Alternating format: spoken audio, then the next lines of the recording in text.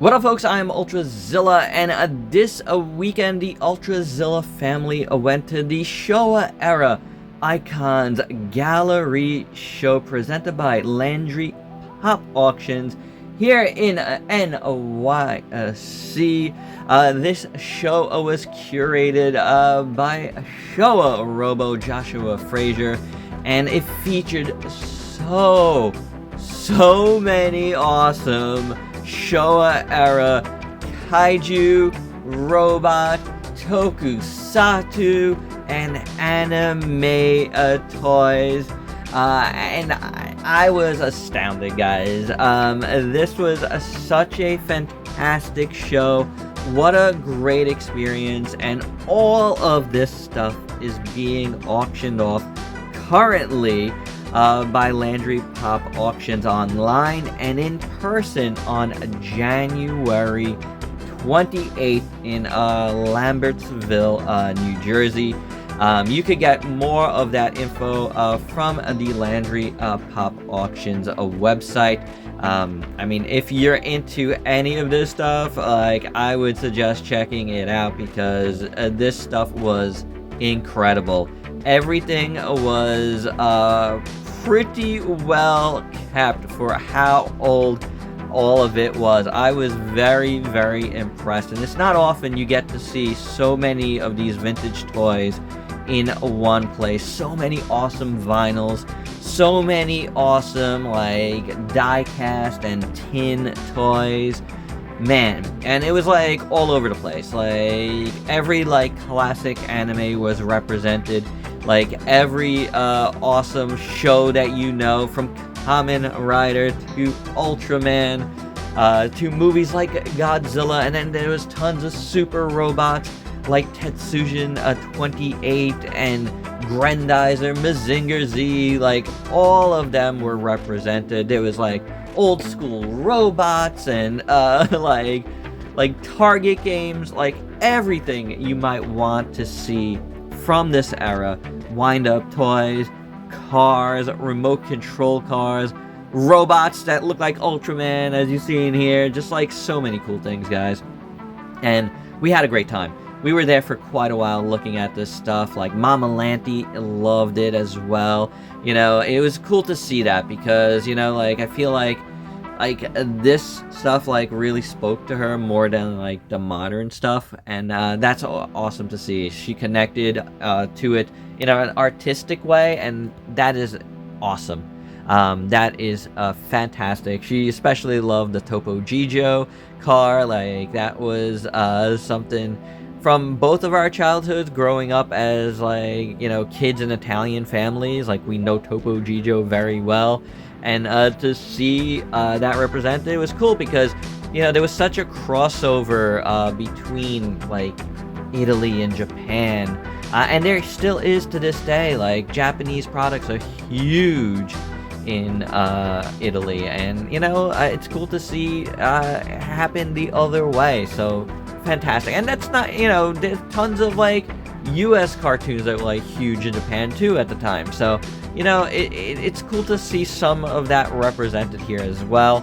But yeah, Topo Gigio was definitely a highlight. We're not expecting it, and it was very cool to see. But so many others. For me personally, it was amazing to see so much Tekkaman stuff, and obviously Godzilla stuff, and all the super robots I mentioned was just awesome. The Ultraman stuff, all these cool stuff that I grew up with and have loved since I was a kid. All of it was represented here, and all of this stuff, it kind of, some of it is from when I grew up, but a lot of it is from before that too. So getting to see this in person was just fantastic, to see where all of the toys that I love kind of came from and developed from. And you just saw some of the Mattel Shogun Warrior stuff. I've never even seen those little guys, those little vehicles in person.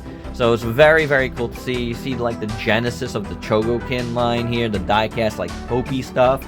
And it was really cool to be able to look at this stuff and talk to Ultrazilla Jr. and Mama Lanty about the history of all of this and where it came from.